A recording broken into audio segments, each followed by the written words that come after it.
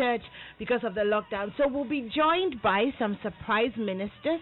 We will be social distancing. They will be coming in one at a time, so you can be assured that we're staying safe. But we're going to give you a live worship experience this morning, just help usher you into the presence of God. So you can expect that. But we're also asking you, this is our first Easter in lockdown. How will you be marking the crucifixion and the resurrection of Jesus without any public gatherings? So simply put, what's up for today? Send us your messages on 0244340437.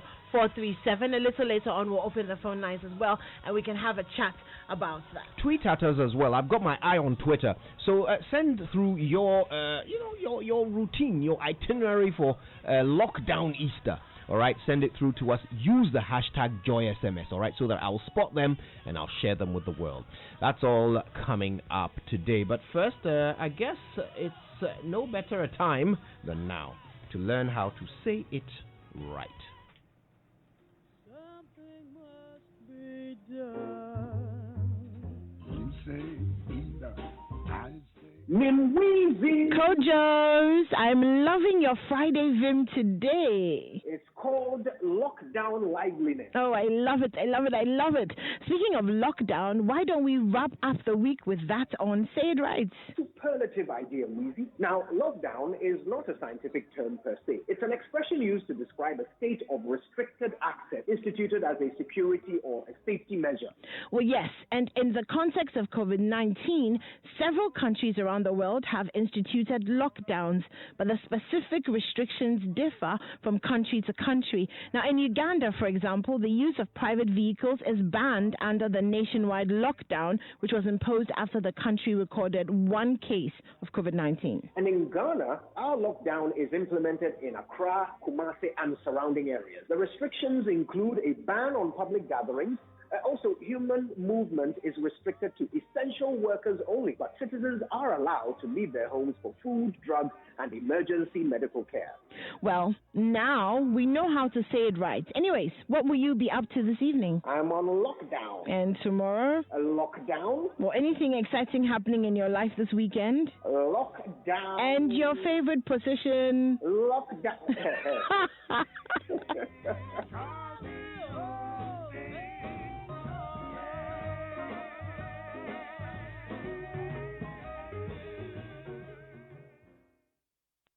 A lockdown. All right, so let's very quickly go through the online headlines. MyJoyOnline.com has these. A Futu residents block road to protest use of SHS as COVID-19 isolation center.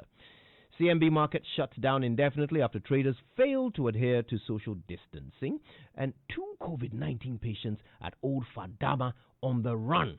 Bothers me no end. CityNewsroom.com has these. COVID-19, Ghanaians allegedly facing eviction from their homes in China, and 13 contacts traced to Central Region COVID-19 patient.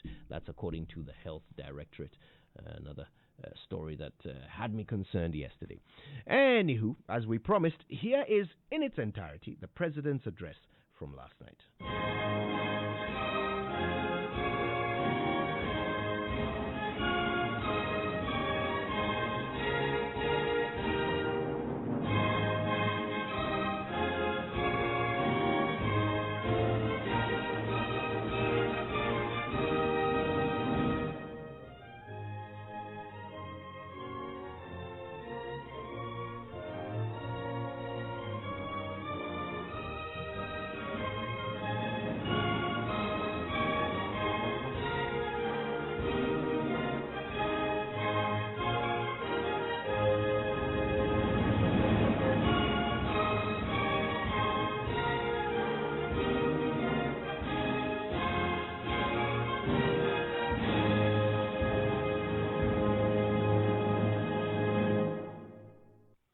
Fellow Ghanaians, once again, good evening. Today is the 6th time I'm coming into your homes since we began our collective effort to combat the coronavirus pandemic and to implement measures aimed at containing and defeating it. I have, first of all, to tell you how proud and privileged I am to be your president, not just to fight for you, but also to fight with you and to help shepherd our country out of this crisis. I said in my last address, the government's policy in this entire drama will be largely driven by science. We will, as much as possible, be guided by the data with our focus on the 3 T's, that is tracing, testing, and treatment. We now see that the decision to close down our borders has been justified. 105 of the confirmed cases came from those who were mandatorily quarantined and tested on their arrival in our country on 21st and 22nd March. 192 of the cases came from travelers who entered the country before the closure and their contacts. 79% of the 378 confirmed cases are thus imported. Clearly, until we have the situation fully under control, we cannot at this time open our borders. They will have to remain shut until further notice. Further, the partial lockdown of Accra and Kumasi has facilitated a more aggressive program of enhanced contact tracing with a total of 450 teams. 37,405 samples have been taken, of which 31,933 are in Accra and 5,472 are in Kumasi. As of Wednesday, yesterday, 8th April, a total of 14,611 contacts of the samples collected have been tested for the virus in Accra and Kumasi. For Accra, 11,308 contacts were tested, and 52, i.e. 0.46% of them were found to be positive. In Kumasi, 3,303 contacts have been tested, and 25, i.e. 0.76%, have been found to be positive. In total, 77 positive cases were recorded in Accra and Kumasi, representing 0.53% of the 14,611 tested. Whilst the results are encouraging in suggesting a limited number of positives and community spread, we expect to be able to test some 10,000 additional samples in the coming week to give us a clearer picture to enable us to take a decision on the way forward. It appears that our common efforts have been modestly successful in containing the virus and minimizing the spread. Undoubtedly, the decisions taken from day one to act quickly and decisively and impose what may have seemed like harsh restrictions have now proven to be effective and have saved a lot of lives. However, this fight is not yet over, and we are by no means out of the woods yet. As I said, we now have in total 378 confirmed cases of infections, with 6 deaths, 4 recoveries, 2 in critical condition, and the remaining 370 are mild cases who are in isolation and either being managed at home or at treatment centers. Fellow Ghanaians, I've come to you this evening to ask for your continued patience as we continue to implement and extend the efforts that have so far proven to be helpful. It is important that we stay the course and bear with the difficulties that come with it. The final result, hopefully, will be freedom from the virus.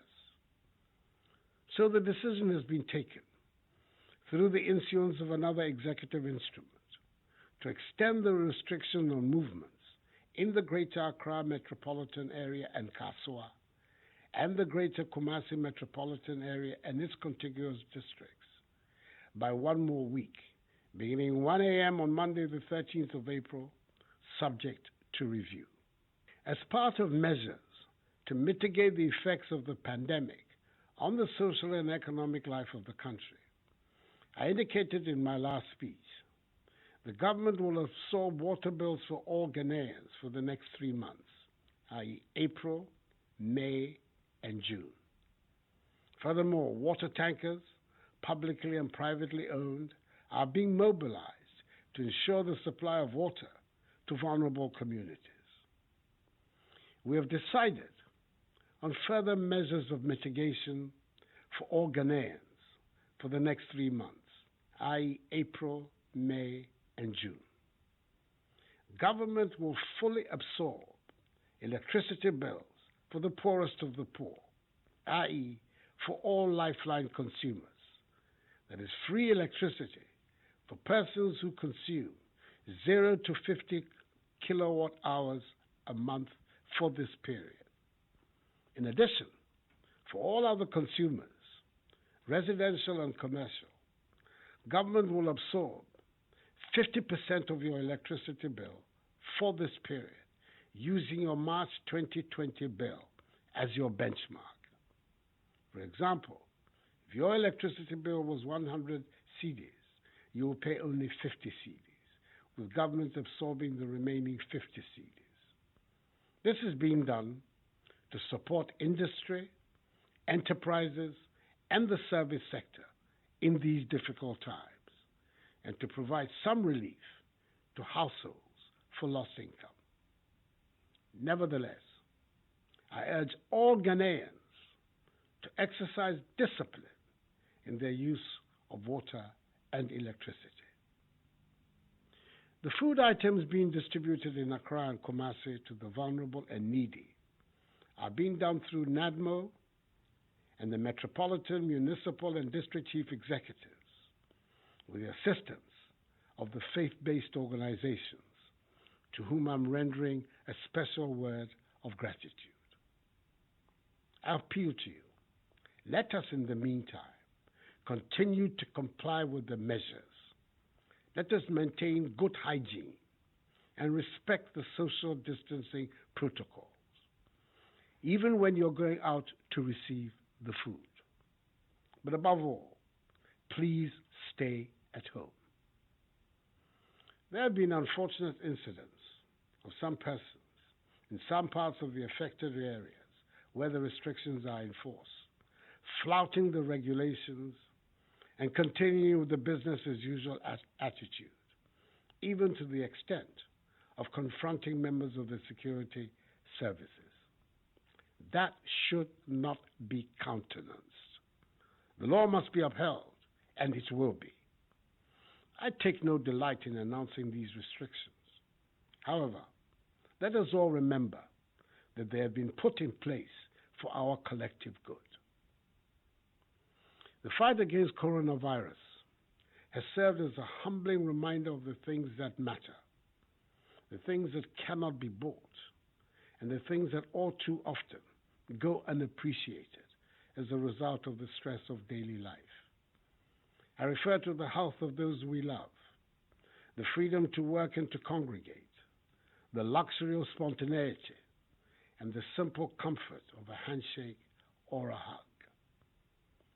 These are the blessings of normalcy that we're fighting to restore, blessings that we must hold on to with a deeper sense of appreciation once this pandemic has passed.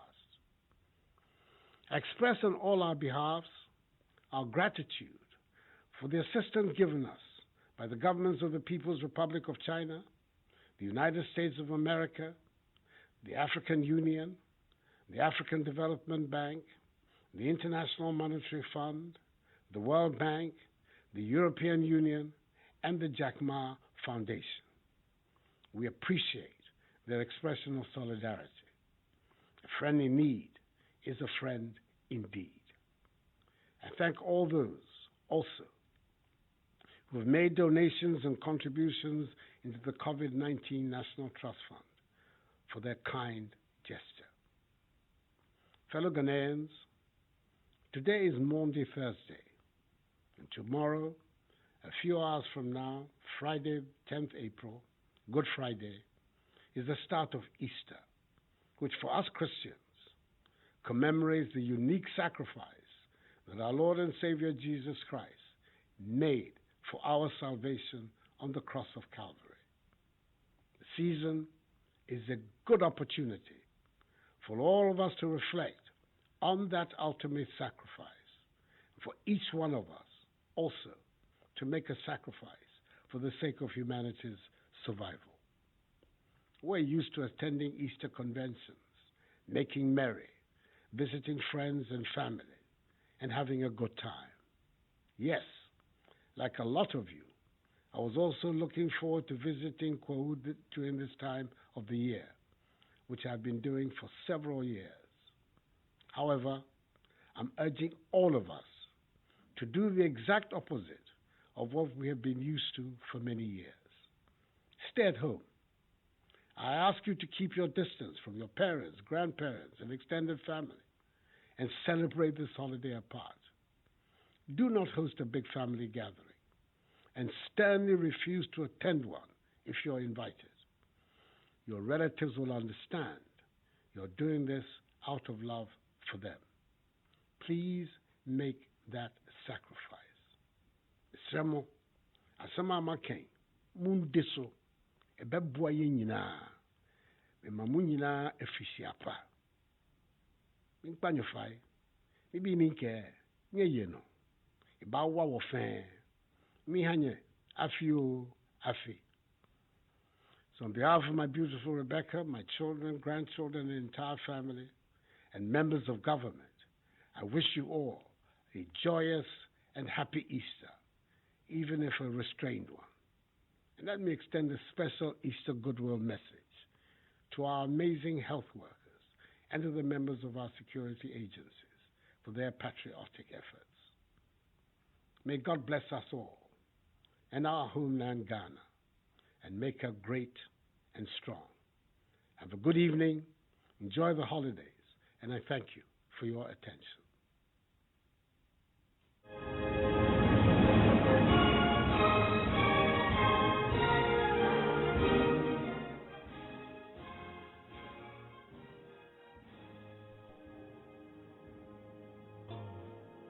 Yeah, that's how it all went down. Some whip.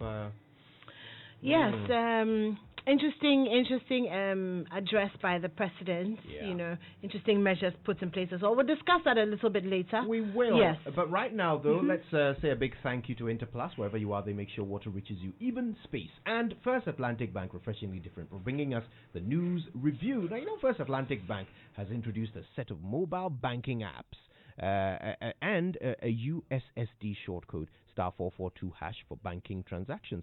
Now, download the First Atlantic Bank mobile app from the Google Play Store, or just dial *442# for all of your mobile money transactions, instant fund transfers. You can pay bills, you can purchase airtime from Airtel, MTN, Glo, or Vodafone, and so much more. Welcome to the Purple Experience on mobile. It's safe, secure, and very simple to use. First Atlantic Bank, refreshingly different. Online news review was brought to you by Zenith Bank, in your best interest, and Goyle Good Energy.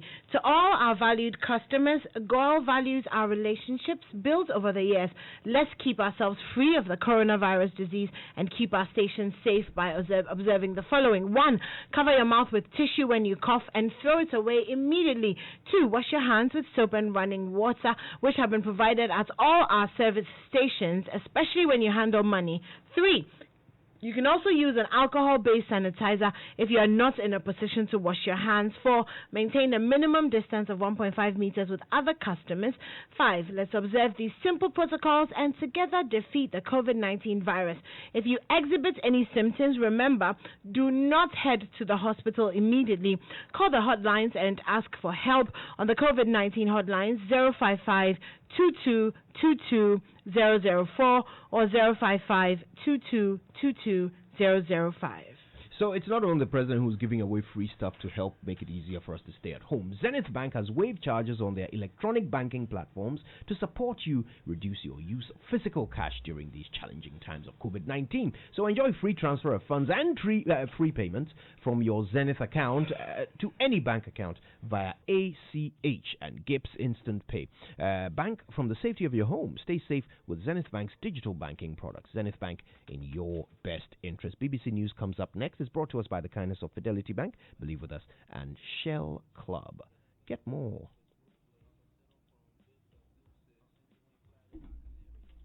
They act together towards a shared